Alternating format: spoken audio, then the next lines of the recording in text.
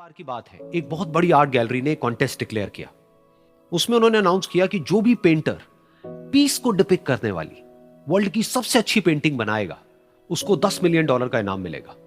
यह बात पूरी दुनिया में फैल गई और पूरी दुनिया से हजारों पेंटर्स ने अपनी अपनी पेंटिंग भेजी उस कॉन्टेस्ट में पार्टिसिपेट करने के लिए।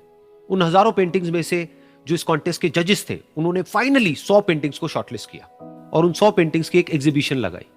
उस एग्जीबिशन में इन सारे पेंटर्स को तो इनवाइट किया ही किया, साथ ही साथ मीडिया वाले भी बैठे हुए थे और मीडिया वालों के साथ हजारों लोगों की भीड़ भी जमा थी।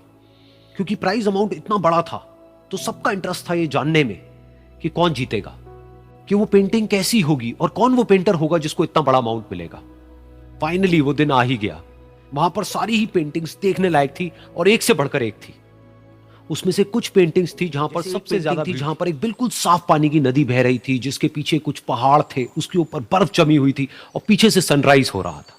एक और पेंटिंग थी जहां पर पेंटर ने पीस को डिपिक्ट किया था फुल मून नाइट, बिल्कुल पीसफुल लेक थी जिसका पानी बिल्कुल स्टिल था, इतना स्टिल कि उसके अंदर आप रिफ्लेक्शन देख सकते थे आसपास में जो भी कुछ था उसका, बिल्कुल एक मिरर की तरह। और बिल्कुल डार्क आसमान में कुछ तारे चमक रहे थे और एक चांद चमक रहा था। उसके अलावा एक पेंटिंग थी जिसमें बिल्कुल सफेद हरी हरी घास थी। यानी कि सारी ही पेंटिंग्स ऐसी जिसको देख करके ही मन शांत हो जाए। तो कॉन्टेस्ट बहुत ही टफ था क्योंकि सारी पेंटिंग्स एक से बढ़कर एक थी। तो जजेस के लिए शॉर्टलिस्ट करना कि कौन सी पेंटिंग बेस्ट है, that was very very difficult. लेकिन वो मोमेंट आ ही गया जब जजेस ने अपना माइंड मेकअप कर लिया और एक पेंटिंग को इन सारी पेंटिंग्स में से सिलेक्ट कर लिया और उस पेंटिंग को एक बड़े से कर्टेन के पीछे रख दिया। सामने वो सारे पेंटर्स बैठे हुए थे, मीडिया वाले थे और हजारों लोगों की भीड़ थी। सबकी क्यूरियोसिटी बढ़ती चली जा रही थी क्योंकि अमाउंट बहुत बड़ा था। लेकिन जैसे ही वो पर्दा हटा और सामने से सबने उस पेंटिंग को देखा तो सब हैरान रह गए। सब एक दूसरे की शक्ल देखने लगे। किसी को कुछ समझ नहीं आ रहा था कि एक्चुअल में हो क्या रहा है, क्योंकि वो पेंटिंग जो वहां पर दिख रही थी वो दूर दूर तक शांति को डिपिक्ट नहीं कर रही थी। तो सबको लगा कि शायद उस आर्ट गैलरी से कोई गलती हुई है या जजेस से कोई गलती हुई है और किसी गलत पेंटिंग को वहां पर रख दिया है। तो कुछ पेंटर्स एक साथ गए, जाकर के उस आर्ट गैलरी के ओनर से मिले और जाकर के उससे पूछा कि क्या ये कोई गलती है, गलती से कहीं कोई गलत पेंटिंग तो आपने वहां पे नहीं रख दी है। तो आर्ट गैलरी वाला थोड़ा सा मुस्कुराया और बोला, नहीं, ये पेंटिंग बिल्कुल ठीक है। जजेस ने इसी पेंटिंग को सिलेक्ट किया है और यही पेंटिंग आज की विनर है।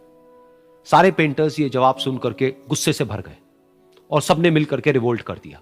और ये देख करके सारे मीडिया वाले अपनी अपनी जगह से खड़े हुए और भागते हुए गए उस आर्ट गैलरी के ओनर के पास में और अपने अपने माइक्स उनके मुंह के आगे कर दिए।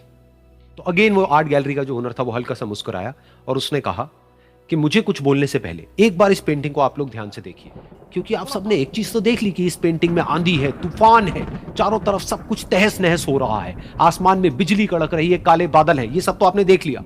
लेकिन एक चीज नहीं देखी कि इस पेंटिंग में एक घर भी है। उस घर में एक छोटी सी खिड़की है जहां पर एक आदमी खड़ा हुआ है।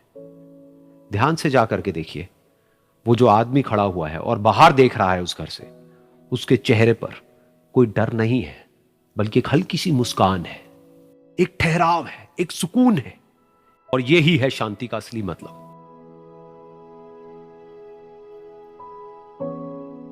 यानी कि शांति का मतलब यह नहीं है कि हमारे बाहर सब कुछ शांत है और फिर हम शांत हैं, क्योंकि वो टेम्पररी है।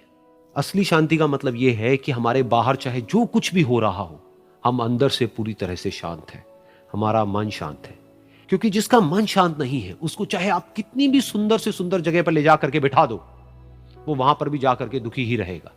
लेकिन दूसरी तरफ से जिसका मन शांत है, उसके बाहर चाहे कुछ भी हो रहा हो, चाहे मौसम कैसा भी हो, चाहे उसके आसपास में सब कुछ तहस नहस हो रहा हो, तूफान हो, लेकिन वो अंदर से बिल्कुल शांत रहेगा।